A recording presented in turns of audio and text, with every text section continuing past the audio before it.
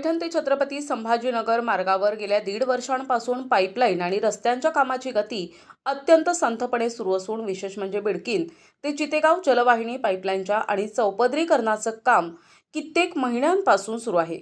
या जलवाहिनीच्या कामामुळे रस्त्याची बिकट अवस्था झाली असून मोठमोठाले खड्डे पडलेत। या रस्त्यानं जड वाहतूक मोठ्या प्रमाणात वर्दळ असल्यानं वाहनामुळे धुळीचं साम्राज्य झालंय। त्यामुळे रस्त्यावर अनेक छोटे मोठे अपघात घडत आहेत। धुळीमुळे शाळकरी विद्यार्थी वयोवृद्ध नागरिकांना खूप मोठा त्रास सहन करावा लागतोय। या धुळीमुळे मोठे आजार होण्याची शक्यता नाकारता येत नाही। तसेच चितेगाव येथील पाईपलाईनच्या कामाला न्यायालयानं 1.5 महिन्यांची मुदत दिली असतानाही अद्याप ते काम अपूर्णच आहे। मग आता हे काम पुढे ढकलण्यात आलं असून रस्त्यांचं कामही कासव गतीनं सुरू असल्यानं नागरिकांचे हाल सुरूच आहेत। बिडकीन येथील बसस्टँड परिसरात रस्त्याचं काम पूर्ण न झाल्यानं धुळीचं साम्राज्य निर्माण झालंय।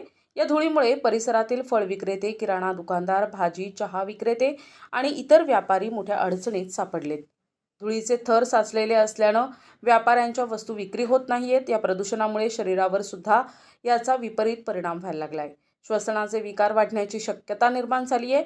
तसेच नागरिकांना सतत अस्वच्छतेला सामोरं जावं लागतंय। रस्त्याच्या अपूर्ण कामांमुळे वाहन चालक आणि पादचाऱ्यांना अनेक अडचणींचा सामना करावा लागतोय।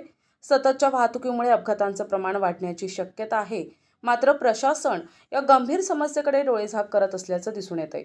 या संदर्भात नागरिक आणि स्थानिक व्यापारी यांनी प्रशासनाकडे वारंवार तक्रारी केल्या असल्या तरी अजूनही ठोस उपाययोजना करण्यात आली नाहीये।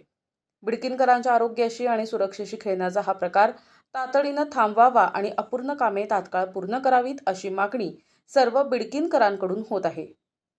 प्रतिनिधी अलीम शेख, NTV न्यूज मराठी, बिडकीन, छत्रपती संभाजीनगर।